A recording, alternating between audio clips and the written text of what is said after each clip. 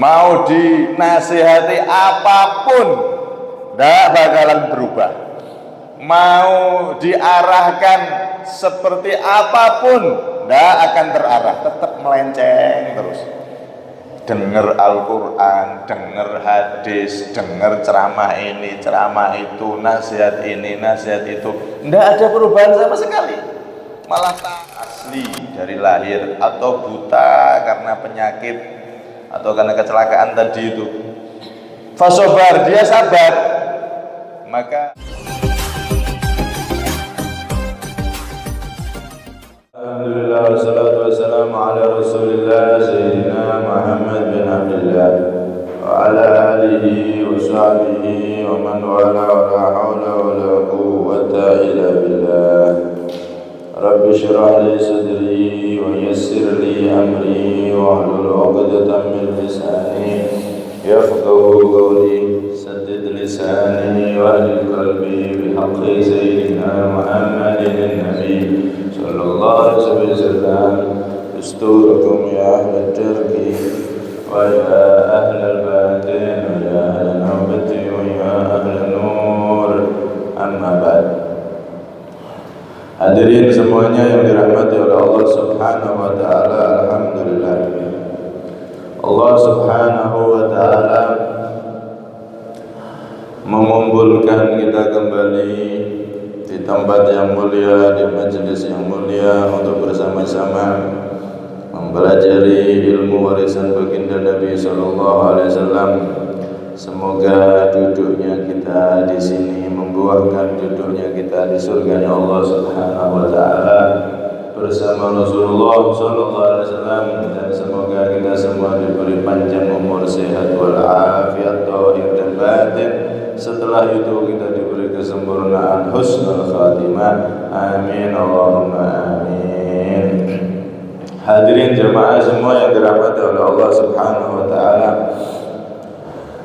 kita sampai pada ayat ke-18 dari surat Al-Baqarah. Allah Subhanahu wa taala berfirman, summun bukmun umyun fahum la yarji'un. Summun, mereka orang-orang munafik adalah orang yang tuli dari kebenaran, tidak mau menerima kebenaran. Mau datang dari siapapun tidak akan diterima. Bukmun, bisu anil khair, dari kebaikan. Mereka tidak mau mengucapkan sesuatu yang baik, isinya fitnah, hoak dan seterusnya. Umyun, mereka adalah orang-orang yang buta. Antarikil huda, buta dari jalan petunjuk. Mereka tidak bisa melihat hidayah, petunjuk yang dibawa oleh Nabi Muhammad sallallahu alaihi wasallam, yang dibawa oleh Islam, yang dibawa oleh para ulama pewaris Rasulullah sallallahu alaihi wasallam. Fahum la yarji'un, maka mereka orang-orang munafik la yarji'un, tidak akan bisa kembali anil dhalalati, dari kesesatan, alias mereka tidak bisa menjauhi dari kesesatan, mereka terus seperti itu. Naudzubillah min dzalik. Hadirin semua yang dirahmati oleh Allah, sahabat Ibnu Mas'ud ketika membaca ayat ini, beliau membaca dengan i'rab nasab alias fathah. Jadi beliau baca bukan summum bukmun umyun fahum la yarji'un, tapi beliau membaca summam bukman umyan fahum la yarji'un, dibaca fathah. Di Al-Quran tertulis dhammah, tapi Ibnu Mas'ud sahabat Rasulullah SAW radhiyallahu anhu, beliau membaca dengan nasab. Nah, inilah yang disebut qiraah sab'ah atau qiraah bahkan ada yang asyra. Al-Quran itu memang turun dengan 7 bacaan atau ada yang sampai 10 bacaan.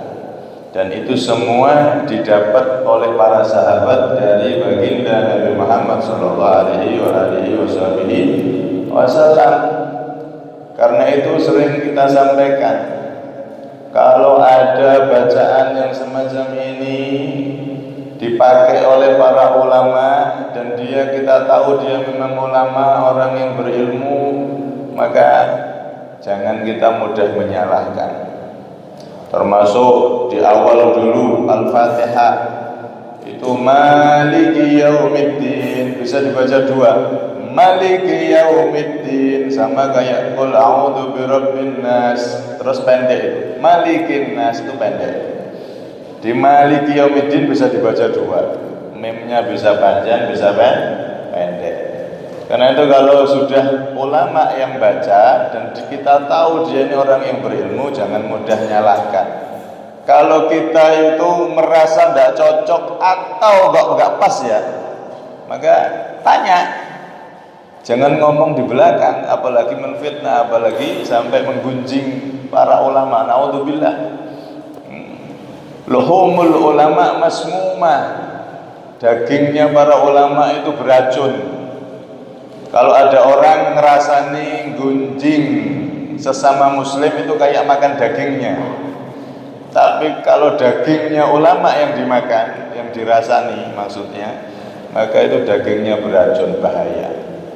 Karena itu di dalam syair disebutkan Salim li ahlillahi fi kulli mushkilati ladaika ladaihimu wadihun bil adillati.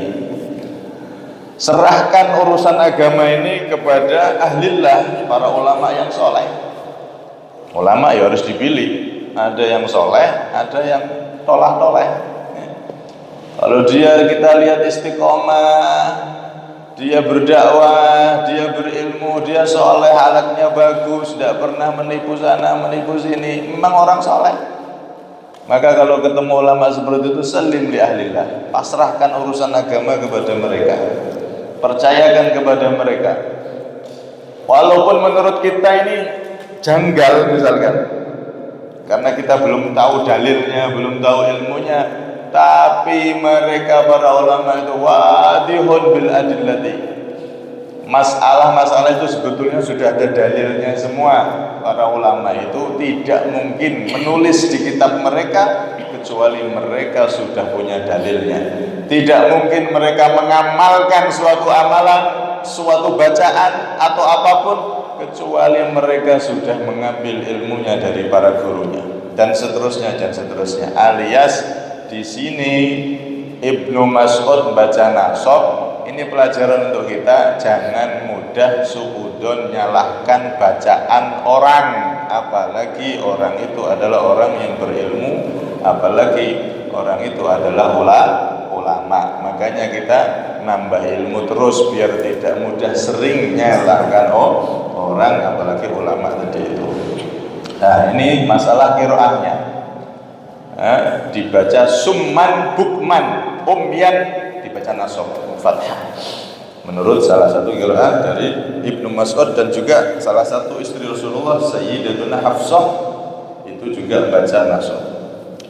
Kemudian di sini Allah Subhanahu wa taala melanjutkan bagaimana sifat-sifat orang munafik itu.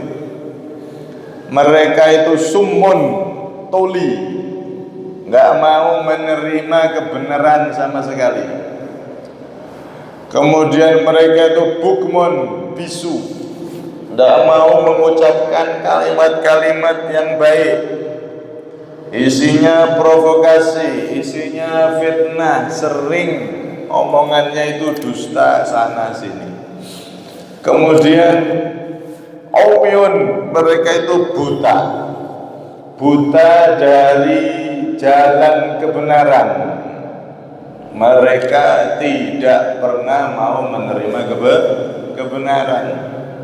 Jangankan kebenaran yang datang dari para ulama, bahkan orang munafik itu zamannya Nabi, kebenaran yang datang dari Rasulullah yang sudah mereka saksikan, tahu sejarah hidupnya Nabi dari kecilnya bagaimana, akhlaknya bagaimana, amanatnya bagaimana. Rasulullah tidak pernah bohong, Rasulullah tidak pernah khianat. Sampai-sampai orang jahiliyah dulu itu kalau mau pergi keluar kota atau keluar negeri untuk berdagang, karena orang Quraisy itu kan senengannya berdagang, bahkan keluar negeri. Itu kalau nitip harta mereka, uang atau apa, nitipnya ke Nabi Muhammad sallallahu alaihi wasallam. Karena kalau sudah balik uangnya utuh, misalnya 100 keping emas dinar, nanti balik tetap 100, karena tidak mungkin dikorupsi sama Nabi Muhammad sallallahu alaihi wasallam. Dijaga amanat itu sampai balik lagi utuh. Lah kalau mereka titip kepada teman-temannya sendiri, bahkan CS-nya dititipi 100, kembali gara 80, nanti kembali tinggal sekian, kurang dari 100. Karena zaman itu memang sangat krisis amanat, tidak ada yang jujur, bahkan saling menipu, saling mengambil hak satu dan lainnya. Tapi kalau Rasulullah dari kecil terkenal sampai dijuluki Al-Amin, orang yang dapat dipercaya, dan sejarah ini dikenal ke seluruh pelosok. Orang-orang Arab semuanya kenal siapa Nabi Muhammad SAW. Tidak mungkin Rasulullah bohong. Sampai-sampai Nabi pernah mengatakan, wahai orang-orang Quraisy, andaikan aku ngomong di sebelah, di balik gunung ini ada pasukan yang mau menyerang kalian, apakah kalian percaya? Percaya, karena engkau tidak pernah bohong, satu huruf pun tidak pernah bohong. Yang kau katakan semuanya benar, kami percaya. Nah ini orang-orang munafik, mereka tidak akan mendengar, tidak akan mau mengatakan, dan mereka buta dari semua kebenaran. Bahkan andaikan yang membawa kebenaran itu Rasulullah sekalipun, tetap mereka tolak. Naudzubillah min dzalik.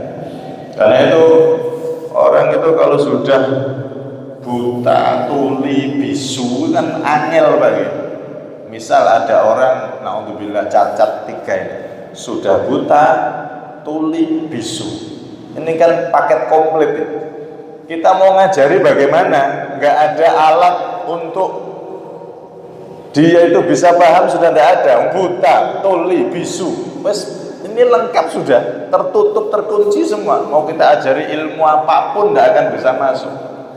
Kalau ada orang buta masih dengar, itu masih bisa diajari. Atau orang bisa melihat walaupun tuli masih bisa diajari, ilmu masih bisa masuk. Bisu masih bisa masuk. Tapi kalau 3 ini sudah ada, buta, tuli, bisu, wes tertutup semua, nggak bisa dimasuki apa-apa, nggak bisa dididik apa-apa. Nah orang-orang munafik itu bukan buta mata, bukan tuli telinga, bukan bisu mulutnya, tapi buta mata hatinya. Hatinya yang buta, sehingga yang dilihat kesalahan orang, yang dilihat, yang didengar kesalahan orang, yang diomongkan kesalahan orang. Dia buta, tuli dari kebenaran, yang diomongkan semuanya kejelekan. Naudzubillah min dzalik. Karena itu Al-Imam Al-Mujahid, Imam Mujahid itu pernah mengatakan begini, likulli insanin arba'u a'yunin. Setiap manusia itu memiliki 4 mata. Ainani fi ra'sih di dunia, 2 mata nempel di kepalanya agar dia bisa melihat dunianya, bisa melihat gemerlapnya dunia ini. Secara zahir dia bisa melihat, oh itu merah, oh itu hitam, oh itu putih. Dikasih mata oleh Allah. Wa ainani fi qalbih li akhirati. Dan Allah juga memberi mata 2 berada di hatinya. Jadi di kepala kita ada 2 mata, di hati kita itu juga ada 2 mata. Cuman bentuknya bagaimana wallahu alam, nggak tahu. Hati punya 2 mata sebagaimana kepala punya 2 mata. Nah hati yang mata hati itu tadi digunakan untuk melihat akhiratnya. Fa in amiyat aina ra'si, maka jika buta kedua mata kepalanya, namun wa absarat aina qalbi, dua mata yang ada di hatinya melihat, lam yadurruhu amahu syai'a, maka buta yang dohir ini tidak akan berbahaya sama sekali. Wa in absarat aina ra'si, sebaliknya kalau kedua mata yang ada di kepala ini bisa melihat, wa amiyat aina qalbi, tapi dua mata di hatinya buta, lam yanfa'hu nadhuruh syai'a, maka mata yang ada di kepala ini enggak akan ada manfaatnya sama sekali, alias dia buta dari melihat kebenaran. Na'udzubillah min dzalik. Kalau mata hati itu sudah buta, maka mata yang ada di kepala enggak ada manfaatnya. Kalau mata kepala buta tapi hatinya bersih, matanya bisa awas melihat, hatinya bisa melihat, maka tidak apa-apa, itu buta dohir, tapi hatinya bisa mencerna, bisa menangkap kebenaran, bisa memilih mana yang baik, mana yang buruk. Nek wis mata hati yang buta, ini yang repot. Na'udzubillah min dzalik. Dan inilah sifat orang munafik. Mereka secara fisik normal semua, tapi hatinya yang buta, hatinya yang tuli, hatinya yang bisu. Kalau di dalam keterangan lain tuh ada ulama yang mengatakan hati itu kayak dohir, ada matanya, ada pendengarannya, ada mulutnya. Kalau mata, pendengaran, mulut yang ada di hati itu berfungsi normal semua, maka mata, pendengaran, mulut yang ada di luar ini pasti akan mengeluarkan sesuatu yang baik. Kalau mata hati buta, maka mata yang di luar ini yang melihatnya yang jelek-jelek. Kalau pendengaran di hati, telinganya hati itu tuli, maka telinga yang ada di sini pengen dengarkan yang jelek-jelek, fitnah, hoak, ini itu, senengane kayak gitu yang didengerin. Negeri nasihat wes panas, gak kerasaan belas. Tapi nek wes denger berita hot, ngerumpi sana ngerumpi sini, subhanallah, 3 jam kayak 3 menit.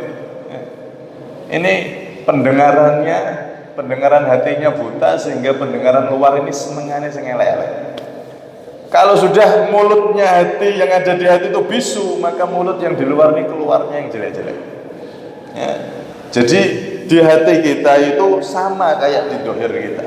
Ada mata, ada pendengaran, ada mulut. Kalau yang di hati sehat semua, bagus semua, yang di luar juga yang dilihat bagus, yang didengar bagus, yang dibicarakan bagus. Kalau orang munafik, waduh, ini disifatkan oleh Allah summun, bukmun, sudah tuli, bisu, umyun, buta sekalian. Fahum la yarji'un, mereka tidak bisa keluar dari kesesatannya, kembali menuju hidayah wis angel. Bahkan disebutkan di dalam salah satu riwayat itu, innahum la yarji'una ilal iqla' an dalalatihim, mereka tidak bisa mencabut dirinya untuk keluar dari kesesatan, itu nggak bisa, sudah kesulitan. Kama Aisha min taubati qadati kuffari ahlil kitab wal musyrikin wa ahbarihim. Mereka itu ibarat orang yang sudah terputus, alias sudah nggak bisa diharapkan, sebagaimana pembesar-pembesar orang kafir Quraisy, orang-orang musyrikin yang mereka memusuhi Nabi Muhammad. Abu Lahab, Abu Jahal, abu-abu sing gak jelas-jelas nggih. Nek abu ya enak sing jelas, ada Sayyidina Abu Bakar, abu sing jelas nggih. Nek niki Abu Lahab, Abu Jahal, Abu Gosok atau Abu apa niki semua gak jelas-jelas ini. Itu sudah Aisyah putus asa, alias mereka itu nggak bisa diharapkan untuk jadi orang baik sudah. Sampai turun ada satu surat tabat yada Abi Lahab. Padahal beliau pamannya Rasulullah sendiri.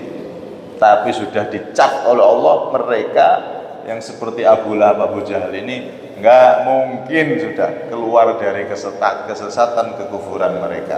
Nah, orang-orang munafik itu yang punya sifat buta mata hatinya, tuli hatinya, bisu hatinya, ini mereka itu posisinya seperti posisi abu-abu yang gak jelas tadi itu. Mau dinasihati apapun gak bakalan berubah. Mau diarahkan seperti apapun gak akan terarah, tetap melenceng terus. Dengar Al-Quran, dengar hadis, dengar ceramah ini, ceramah itu, nasihat ini, nasihat itu, tidak ada perubahan sama sekali, malah tambah dadi tidak karu-karuan. Naudzubillah min dzalik. Lah mau berubah gimana? Walau wong buta, lawang tuli, lawang bisu, kita ajari ilmu. Ini namanya merah, ini namanya apel. Lah dia buta, tuli, bisu. Lah nggak bisa, nggak nangkep. Mau dia ngajari profesor sekalipun, kalau ada anak yang naudzubillah dia cacat 3 ini, diajari siapapun ya nggak bakal berubah, nggak bakal nambah ilmu loh, nggak ada alat untuk memasukkan ilmu, nggak ada pandangan, nggak ada pendengaran, nggak ada bisu pula, mas nggak bisa. Itulah sifat orang munafik. Mereka tidak bisa melihat kebenaran, tidak bisa mendengar kebenaran, dan tidak mau mengatakan kebenaran. Na'udzubillah min dzalik. Karena itu Nabi SAW dalam satu riwayat yang diriwayatkan oleh Imam Al-Baihaqi, beliau bersabda, "Laisal a'ma man 'amiya basaruh, al-a'ma man 'amiyat basiratuh." Bukanlah orang yang buta sesungguhnya itu bukan orang yang buta matanya, akan tetapi orang yang sungguh-sungguh buta adalah orang yang buta hatinya. Nah, karena itu kita koreksi diri kita ini, agar jadi orang yang bisa melihat kebenaran, orang yang bisa mendengar kebenaran. Jangan sampai kita menjadi orang-orang yang ternyata memiliki sifat-sifat orang munafik, kita tahu malah kita lestarikan. Kalau memang ada kebenaran, sesuatu yang benar, walaupun datang dari siapapun, kalau memang benar terima. Jangan sampai kita menolak kebenaran.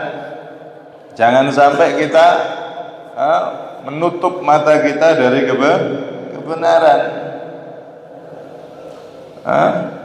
Karena itu kalau orang itu buta hati, ini repot. Harus koreksi, berbenah, diobati. Jangan sampai dibiarkan akhirnya melekat jadi sifat munafik. Naudzubillah min dzalik.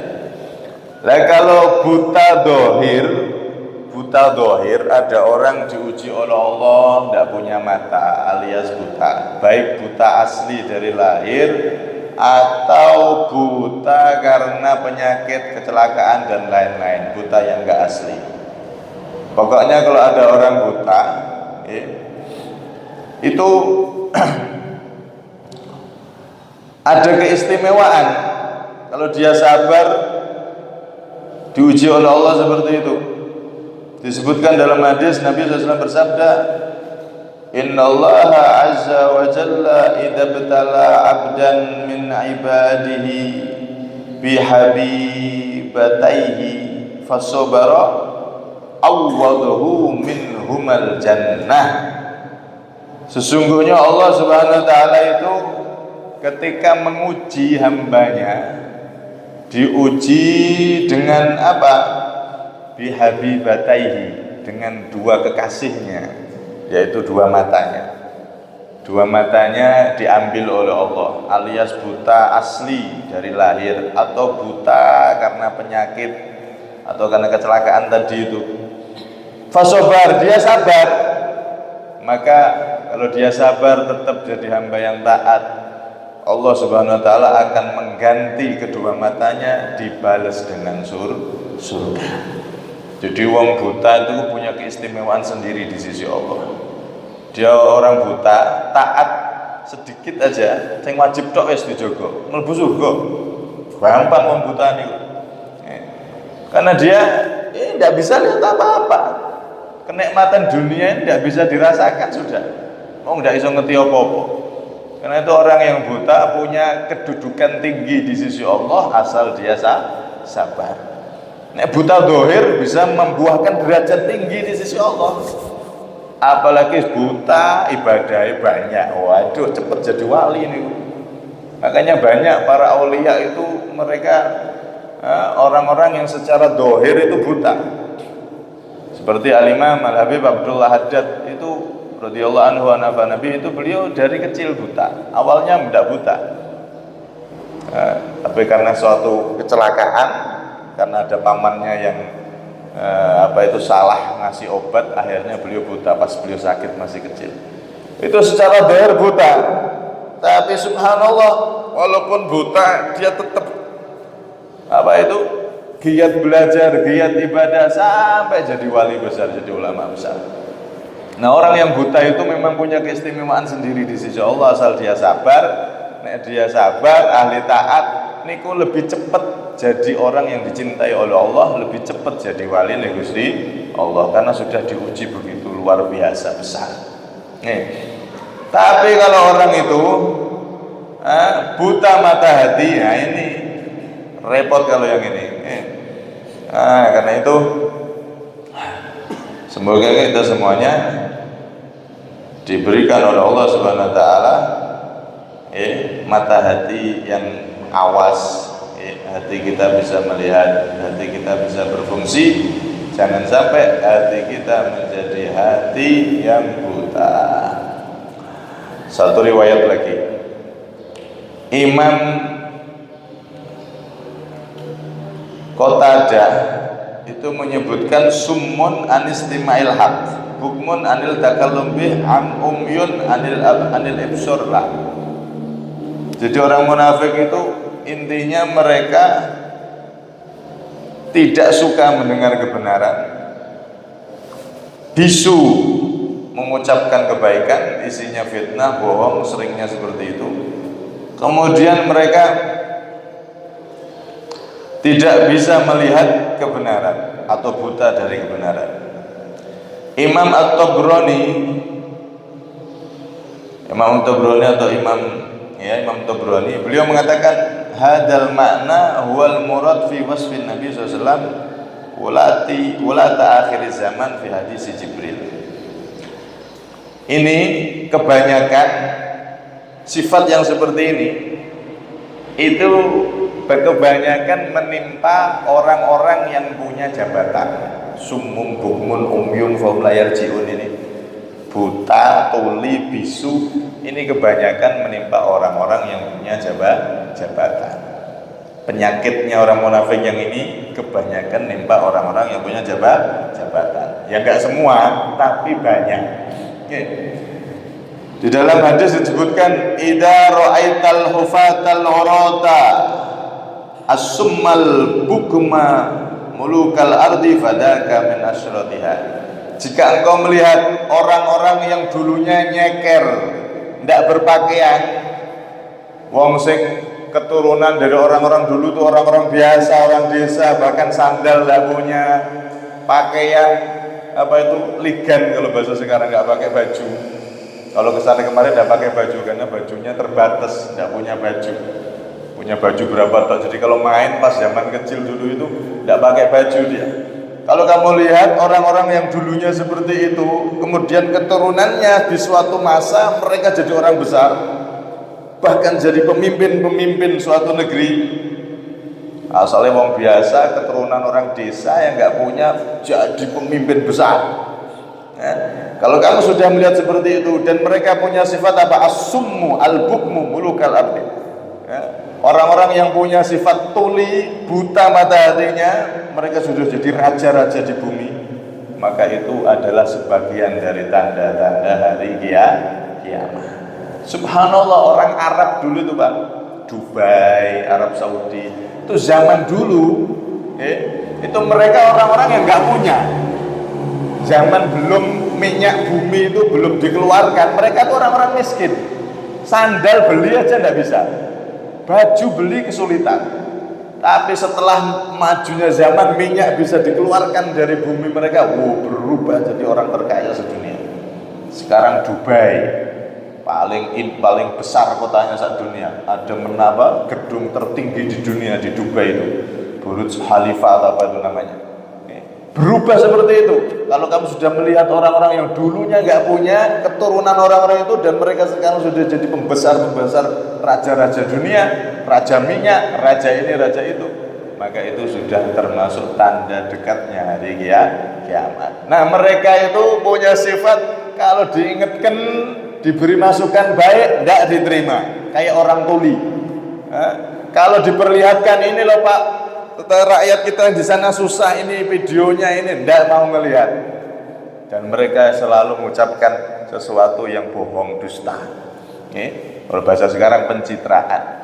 Nah, ini sifat ini kata Imam At-Tabrani kebanyakan summum bukmun omyum faum layar zinuni di zaman akhir dimiliki oleh para pejabat. Ya Allah, rakyatnya sing susah hidup, sing korupsi triliunan. Ada yang korupsi 370 triliun atau berapa itu. Subhanallah. Itu gitu ku bakso sak Kalimantan Tengah tenggelam ya. 370 triliun, ada yang sekian triliun. La ilaha illallah. Nah, karena itu kalau kita jadi pejabat, jadilah pejabat yang membanggakan Nabi Muhammad SAW. Jangan sampai jadi pejabat yang seperti ini, punya sifat-sifat munafik. Berbahaya sekali itu orang yang seperti itu. Nauzubillah min. Dari guys terakhir, kesimpulannya satu, orang-orang munafik atau orang-orang yang punya sifat munafik itu, mereka tidak akan pernah bisa diingatkan sama sekali, alias sulit menerima kebenaran, sulit berubah. Bisa, tapi sangat-sangat sulit. Bahkan kalau sudah sifat munafiknya ini sudah lengket, sangat sulit sekali untuk berubah. Ini yang pertama. Yang kedua, berusahalah kita untuk menjaga perbuatan kita dengan perbuatan yang baik, yang kita lihat baik, yang kita dengar baik, yang kita omongkan baik, sehingga apa itu yang ada di hati itu tetap lihat, tetap dengar, mata hati kita dan seterusnya tetap normal, tetap bagus. Kemudian yang ketiga, kalau jadi pejabat, hendaklah jadi pejabat yang apa itu jujur. Jangan sampai jadi pejabat yang terkena sifat-sifat orang munafik. Na'udzubillah min dzalik.